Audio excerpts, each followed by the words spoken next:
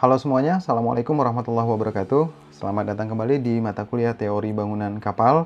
Di video kali ini kita akan lanjutkan pembahasan tentang coefficient bentuk kapal atau ship coefficient. Nah, dalam video ini kita akan coba membahas tentang contoh soal perhitungan yang ada di dalam pembahasan materi ini. Nah, di materi pembahasan tentang ship coefficient atau coefficient bentuk kapal sudah saya bahas di video sebelumnya. Kamu bisa lihat ke video sebelumnya untuk bagaimana cara menghitung dan rumusnya apa saja.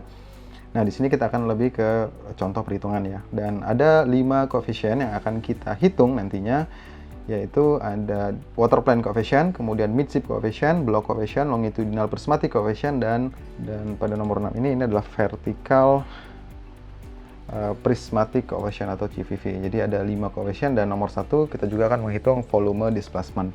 Nah, di sini diketahui soalnya adalah LOA-nya sebesar 185,93, LPP-nya 177. LOA dan LPP tidak kita gunakan di dalam perhitungan. Yang akan kita gunakan dalam perhitungan adalah nilai L yang inilah.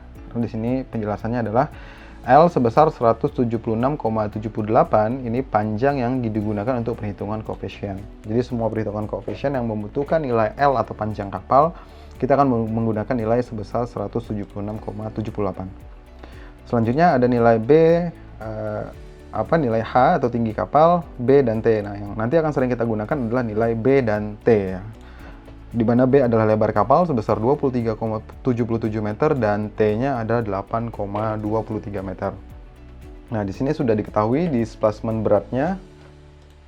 Ya, di sini sudah diketahui displacement beratnya sebesar 22.380 ton. Kemudian massa jenis air lautnya juga sudah diketahui. Kemudian luas bidang garis air atau water plane area atau AWP ya. Di sini sudah ada 3109,52 dan AM atau midship area atau luas bidang tengah kapalnya sebesar 190,736 meter kuadrat ya.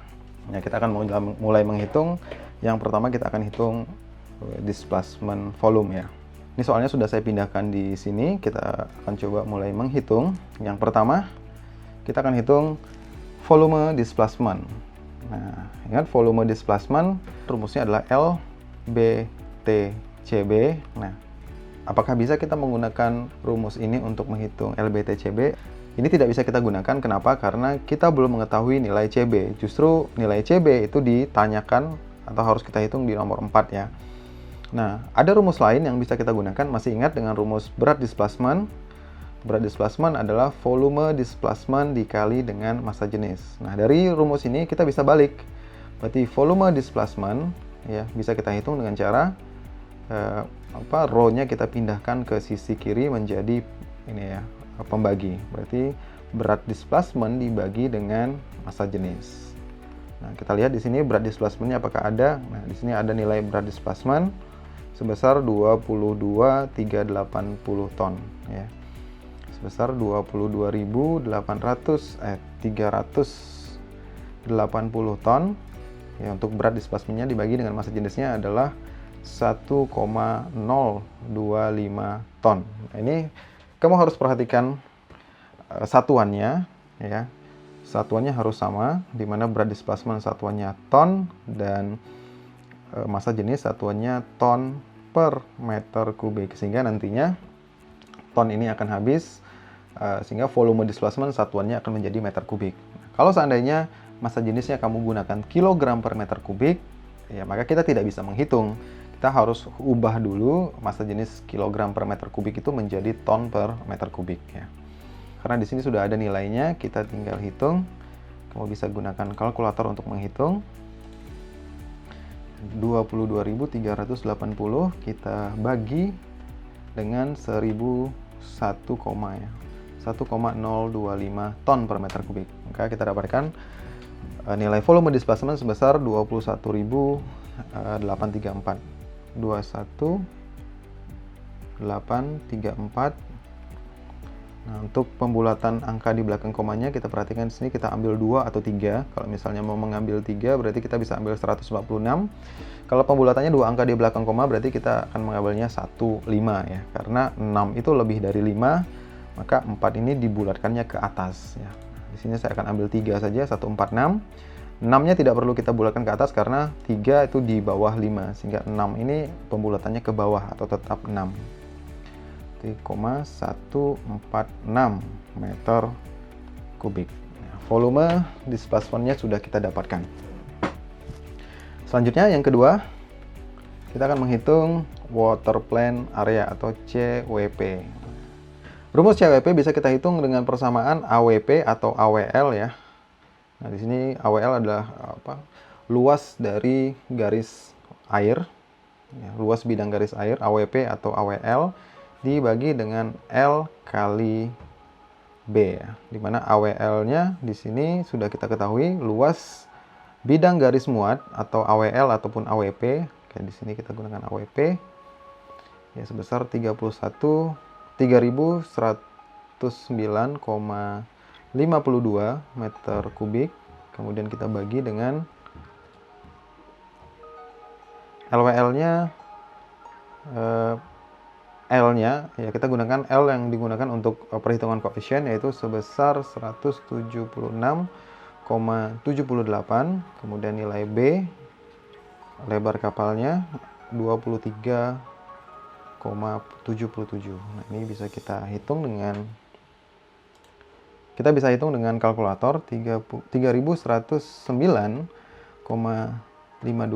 dibagi, kemudian kita gunakan kurung 176 dibagi dengan 176,78, ini adalah nilai L-nya atau panjang kapalnya, dikali dengan B, yaitu sebesar 23,77. Kemudian kita tutup kurung ya, sama dengan, berarti kita dapatkan sebesar CWP-nya 0,739. Ini kita ambil aja, berarti 0,74 ya kalau dibulatkan. Berarti dibulatkannya 2 angka di belakang koma. Kita dapatkan nilai CWP-nya sebesar 0,74. Yang ketiga, selanjutnya kita akan menghitung nilai koefisien midship atau CM. Nah, CM itu bisa kita hitung dengan persamaan AM dikali dengan B kali T ya. Nah, kamu bisa lihat di video penjelasan di video sebelumnya, di mana nilai AM di sini sudah kita ketahui ya, di luas bidang tengah kapal atau AM sebesar 190,736, bukan 190.000 ya, tapi 190,736 dibagi dengan B-nya. B di sini kita sudah diketahui juga nilainya sebesar 23,77, kemudian dikali dengan T. T-nya adalah 8,23 meter.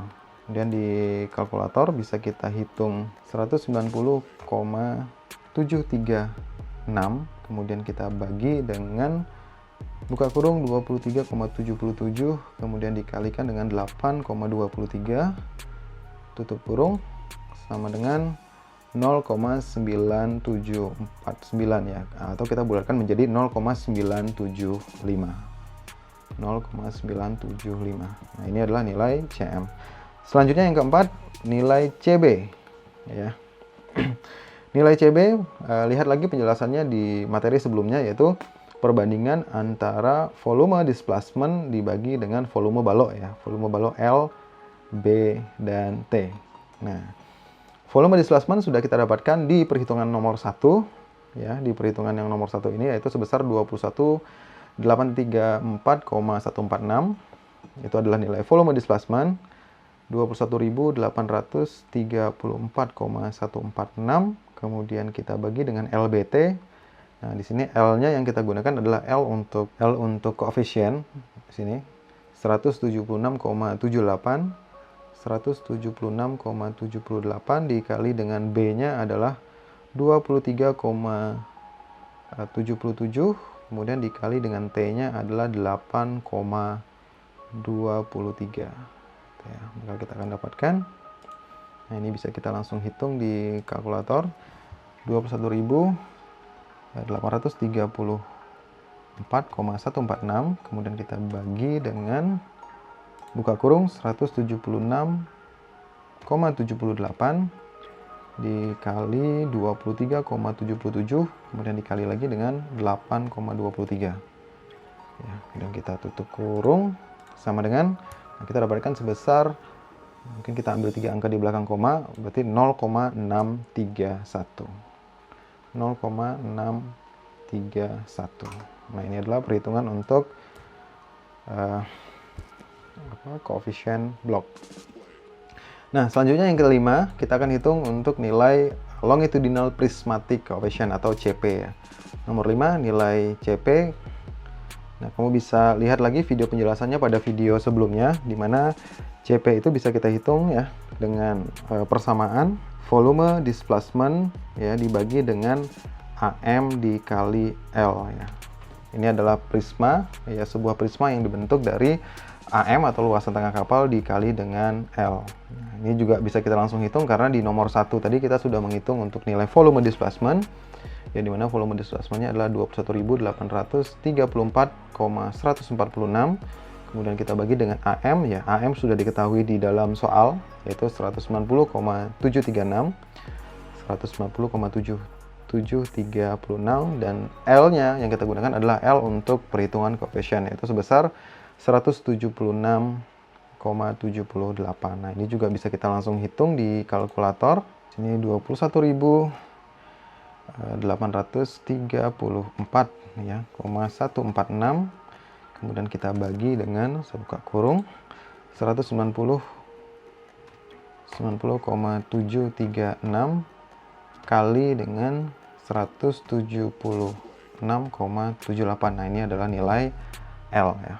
Nah, sama dengan, nah kita dapat sebesar 0,647 ya. Nah, ini bisa kita bulatkan ke atas, berarti menjadi 0,648. Karena setelah 7 ini ada 54 ya. 54 kan lebih besar daripada 5 gitu ya. Berarti 648. 0,648. Nah, CP-nya sudah kita dapatkan atau longitudinal prismatic coefficient sudah kita dapatkan. CP juga bisa kita hitung ya. CP juga kita bisa hitung dengan persamaan CB per CM. Ya, CB tadi sudah kita hitung di nomor 4 sebesar 0,631 dan CM juga sudah kita hitung di nomor 3 tadi sebesar 0,975. Ini kita coba hitung. Seharusnya dua hitungan ini sama ya. 0,631 dibagi dengan 0,975. Ya, nilainya mendekati ya, 0,6471. Sedikit perbedaan di sini, terjadi perbedaan karena tadi di CB dan di CM ya, pembulatan angka di belakang komanya tentu itu akan mempengaruhi hasil akhir. Tapi secara nilai perhitungannya tidak berbeda jauh ya. 0, di sini kita dapat 0,647 ya. Dan kedua nilai ini perbedaannya tidak terlalu besar ya, hanya di per seribunya yang berbeda. Dan terakhir yang ke-6, kita akan menghitung nilai vertikal. Ini bukan longitudinal tapi ini vertikal. Vertical prismatic coefficient atau CVP. Dilihat lagi untuk nilai CPV-nya, rumusnya apa, kamu bisa lihat di video sebelumnya, di mana CVP adalah volume displacement dibagi dengan AW dikali T ya. Berarti volume displacement dibagi dengan prisma yang dibentuk oleh AW dikali T atau luas bidang garis air dikali dengan draft kapal. Volume displacement sudah kita dapatkan sebelumnya tadi sebesar 21.834,146. Kita bagi dengan AW. AW juga sudah diketahui di dalam soal yaitu sebesar 3.109,52. Dan T-nya juga sudah diketahui di dalam soal yaitu sebesar 8,23. Nah, kita bisa langsung menghitung di kalkulator dengan cara volume displacement bagi dengan AW kali T. Volume displacement-nya sebesar 21.834,146 ya, dibagi dengan buka kurung AW-nya adalah 3109,52 kali dengan T-nya adalah 8,23 ya. Kita dapatkan nilai CVP-nya sebesar 0,853 ya. Kita bisa bulatkan ke 853 karena 1 itu di bawah 5 sehingga pembulatan 3-nya tidak perlu di pembulatan ke atas.